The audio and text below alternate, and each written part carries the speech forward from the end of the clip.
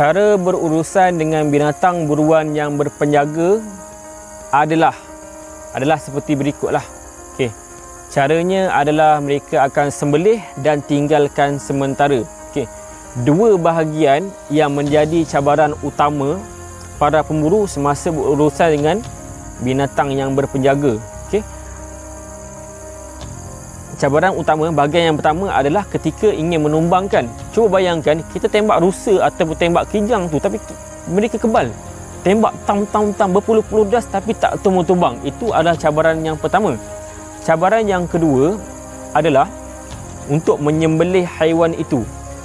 Sebab kalau kita melanggar pantang ataupun tak ada ilmu, bila kita sembelih binatang buruan tu, dia punya badi, orang panggil badi tu, akan ikut setiap pemburu ni balik ke rumah.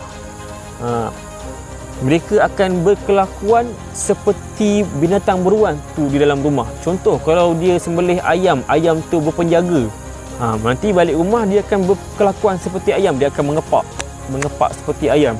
Kalau dia menyembelih kijang ataupun rusa yang berpenjaga, balik nanti dia akan berkelakuan seperti kijang dan rusa itulah. Dia akan makan mulut ni terus ke pinggan. Dia tak makan. Kalau manusia makan dengan tangan, bismillah, makan dengan tangan. Tapi tak, dia terus hadap pinggan tu makan seperti kijang ataupun rusa. Okay? Cara untuk menghadapi haiwan peliharaan benda gaib ni, haiwan yang berpenjaga ni adalah, yang pertama, kalau kita nak tembak dia, kita kena doa, baca bismillah. Selama-lamanya baca bismillah, yakin Allah akan bantu. Tembak tam, bila dah load, kita akan sembelih. Lepas sembelih seperti biasa, menghadap kiblat, baca bismillah, kita sembelih. Lepas sembelih, cepat-cepat kita kosongkan kawasan tu. Kiranya kita bagi masa dia mati sendiri. Maksudnya dia keluar nyawa sendiri. Kalau ada benda nak ambil lah. Sebab kadang-kadang haiwan buruan ataupun haiwan yang berpenjaga ni, dia ada cincin, dia dipakaikan pakaian. Dan apabila kita sembelih, kita tinggalkan, kita seperti memberi ruang untuk penjaga haiwan itu untuk ambil balik barang dia. Dia boleh ambil cincin, dia boleh ambil gelang, dia boleh ambil pakaian. Dan selepas tu kira-kira dia dah mati, betul-betul mati, barulah kita datang balik untuk kita lapar, kita belah dan sebagainya. Okey.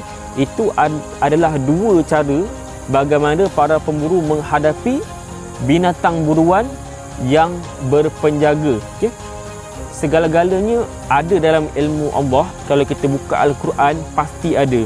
Kadang-kadang kalau kita pergi menuntut ilmu dengan pakar tentang seluk-beluk hutan, mereka akan ajarkan amalan-amalan yang dia punya rujukannya bersandarkan Al-Quran, ayat Al-Quran. Okey, tuan-tuan punya sahabat-sahabat semua boleh cari kalau berminat. Tapi itulah, zaman sekarang ni bukan lagi zaman pemburu. Sebab banyak hutan sudah ditebang, sudah ditarah, sudah dinaikkan hutan-hutan batu. Banyak kondominium, banyak perumahan. Okey, cerita-cerita ini hanya untuk kenang-kenangan, untuk dikongsikan sebagai memori sebelum ia luput dan hilang daripada ingatan saya. Okey, itu adalah bagaimana cara untuk kita menghadapi haiwan buruan yang berpenjaga. Ayam tadi ada. Ada. Ayam tadi, betul ayam. Ada ayam tadi. Gembala ada.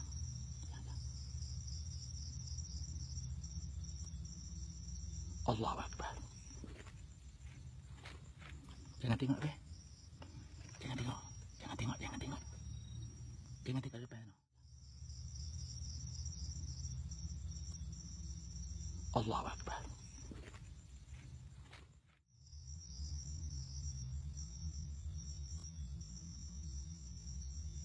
Allahu Akbar.